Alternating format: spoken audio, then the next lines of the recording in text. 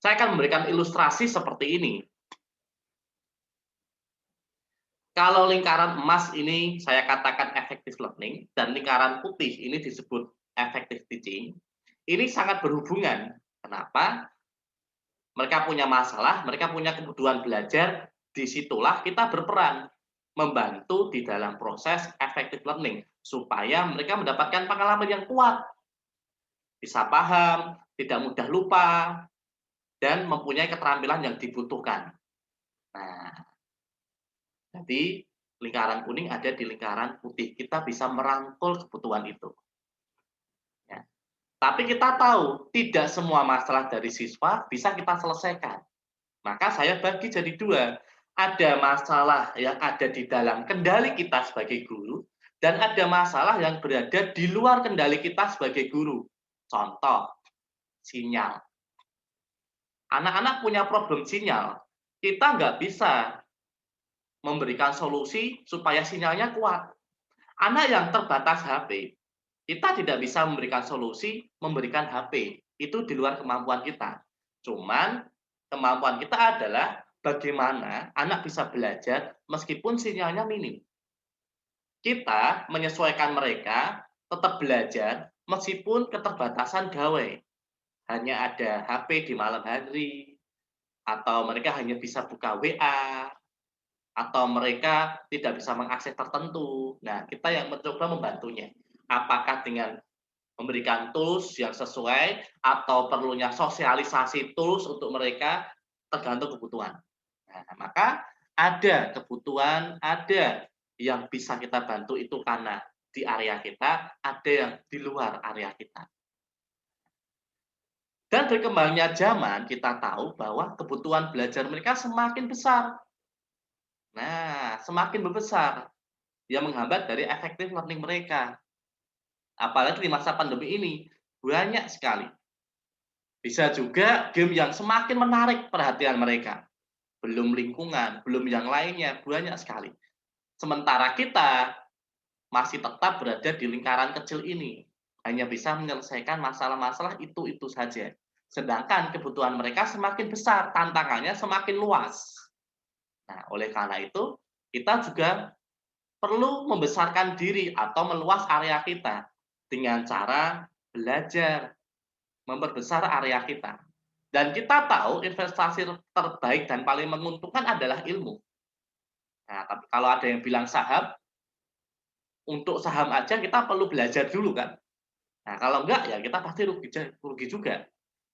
Properti tetap kita harus punya ilmunya dulu. Nah, kembali lagi, investasi terbaik adalah ilmu. Nah, ketika kita sudah memperbesar area kita, otomatis kita bisa mengimbangi kebutuhan apa yang mereka butuhkan, kendala apa yang terjadi di dalam learning mereka, kendala yang terbantu. Nah, dan semakin kita memperbesar, kita bisa merangkul semuanya, supaya mereka tetap belajar dengan keterbatasan itu. Maka kalau saya gambarkan lagi, student needs itu sudut pandang mereka, bagaimana mereka memandang tentang kita, memandang tentang mata pelajaran matematika, memandang mata pelajaran tentang IPA dan sebagainya. Kemudian masalah terbesar mereka itu apa? Apakah kebosanannya? Apakah problem soalnya dan sebagainya.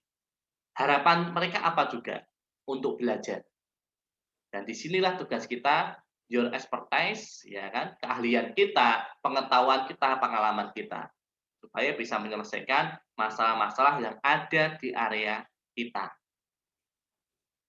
Nah, untuk memperbesar area luas itu sebagai online teaching, setidaknya ada 3. Meskipun ada banyak ya, ini saya sebutkan 3 kompetensi. Yang pertama adalah analisis dan desain. Bagaimana kita bisa menggali, menganalisa, mengidentifikasi kebutuhan mereka apa, karakteristiknya apa. Bahkan menganalisis juga pembelajaran yang sebelumnya untuk menuju pembelajaran berikutnya. Oh, sebelumnya anak-anak tidak suka dengan ini. Oh, sebelumnya tools ini nggak efektif. Oh, sebelumnya tools ini sangat membuat anak menyenangkan. Bisa juga kita bisa membandingkan dengan pembelajaran yang lain. Oh, ternyata mata pelajaran yang di sana itu menyenangkan buat anak karena tools-nya ini. oh ternyata di sana anak-anak suka dengan pelajaran itu karena seperti ini penyampaiannya. Itu juga bisa menjadi salah satu strategi untuk menganalisis. Dari kebutuhan itulah, analisis itulah kita bisa mulai merancang. Nah, karena merancang ini tidak hanya merancang tujuan pembelajaran, tapi juga activity apa yang mereka butuhkan. Activity apa yang sesuai, tools apa yang sesuai dengan keterbatasan mereka. Barulah rekomendasi yang kedua, ketika kita sudah mendesain, kita perlu tahu, mencari tahu teknologi apa yang bisa mendukung keterbatasan ini. Teknologi apa yang bisa mendukung, tools apa yang bisa mendukung. Ini menjadi kompetensi yang sangat penting untuk menjadi seorang online teacher. Dan yang ketiga adalah active learning environment.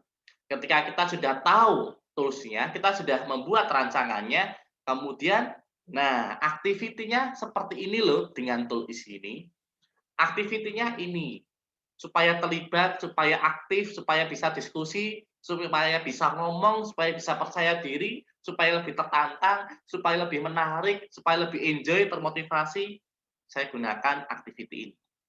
Nah, oleh karena itu Bapak Ibu semua, mari kita belajar bersama meningkatkan kompetensi kita sebagai online teacher.